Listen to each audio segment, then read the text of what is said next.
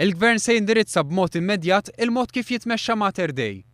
Rapport li sar mill-eks Ministru John Dalli jagħti suġġerimenti li l-Gvern jixtieq li jkunu diskussi biex is-servizz f'Mater Dei jitjieb. Il-Gvern qed jaħdem biex isolvi l-problema ta' pazjenti fil-kurituri u s'issa diġà żdiedu 40 sodda fl-isptar Mater Dei filwaqt li l-Gvern qed jaħseb biex sal-2015 jinbnew żewġ swali li jesew 68 pazjent ieħor. Għal tfal li għandhom bżonn kura barra minn xtutna, il-Gvern se jibda jħallas il-passaġġ tal-ajru tat-tieni ġenitur li jakkumpanja tifel jew tifla li jkollhom bżonn kura barra minn Malta biex it-tfal ikunu akkumpanjati miż-żewġ ġenituri. Se jissaħħu l-istrateġiji nazzjonali dwar l-obeżità u s-saħħa sesswali u se jitħejja pjan nazzjonali dwar il-marda ta' dijabete filwaqt li tlesta abbozz ta' pjan għal mart rari. Se ssir ħidma flimkien mas-settur privat biex iċ-ċentri tas-saħħa ikunu attrezzati tajjeb u modernizzati filwaqt li jitwaqfu kliniċi oħra. Priorità ewlenija fis-saħħa komunitarja hija li jkun konsolidat is-servizz tal-iskrining tal-musrana l-kbira u jkun estiż is-servizz ta' screening tas-sider u l-onq tal-utru. Il-Gvern qed jiffoka wkoll fuq l-stock management tal-mediċini li jixtri inkluż il-Pharmacy of Your Choice. Se jdaħħal ukoll is-servizz tal-fertilità li jwassal għal in vitro fertilization.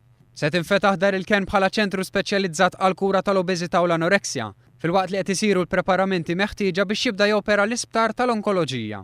Se tkompli r-riforma tal-Isptar Ġenerali F'Għawdex filwaqt li jkun introdott servizz tal-kimoterapija f'Għawdex. F'Għawdex se tinfetaħ ukoll sala ta' 8 sodod tal-operazzjonijiet tal-ortopedija biex tittaffa l-lista ta' stennija. Dwar il-kura tas-saħħa mentali tħejja pjana titjib fil-kura mogħtija mill-Isptar Monte Carmeli u mill-Young People's Unit filwaqt li jiżdiedu s-servizzi għal kura mentali fil-komunità. Biex tkun indirizzata l-problema ta' persuni li għandhom gruppi ta' dem rari, se jsir investiment f'apparat tal-ifriżar tad-dem biex persuna jkollha moħħa mistrieħ li t-tip ta' dem tagħha ikun maħżun. Għal-kura tal-anzjani u l-kura fil-komunità qed tkun allokata somma tiktar minn 67 miljun euro. Biex inkoraġġixxi li l-anzjani jibqgħu jgħixu u jkunu attivi fil-komunità, il-Gvern qed jalloka l-fondi biex jestendi s-servizz tal-Home Help.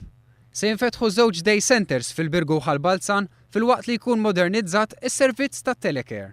Se tingħata eżenzjoni mill-ħlas tal-kontribuzzjoni tas-Sigurtà Nazzjonali kemm lill-anzjani kif ukoll il-persuni b'diżabilità li jimpjegaw live-in carer biex jibqgħu jgħixu fi djarhom. Għal persuni b'diżabilità hemm 6 miżuri ewlenin. Il-Gvern se jinvesti ma' 300,000 euro biex jagħti servizz ta' guardianship lil persuni b'diżabilità intellettwali. Se jżdiedu b'200 in-numru ta' postijiet fid-day center biex dawn jitilgħu għal 600. Allokati 400,000 euro lill-Aġenzija Support biex din ittejjeb il-kundizzjonijiet fir-residenzi għal persuni b'diżabilità.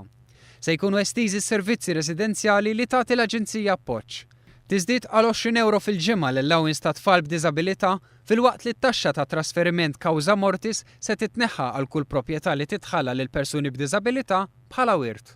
Bdew ukoll l-istudju tħejjiet biex jitwettaq il-proġett Soċjetà Ġusta fejn il-ġenituri ta' persuni b'diżabilità ikunu jistgħu jserħu rashom li wliedhom ikunu integrati fil-komunità fid-djar residenzjali meta l-ġenituri jiġu nieqsa.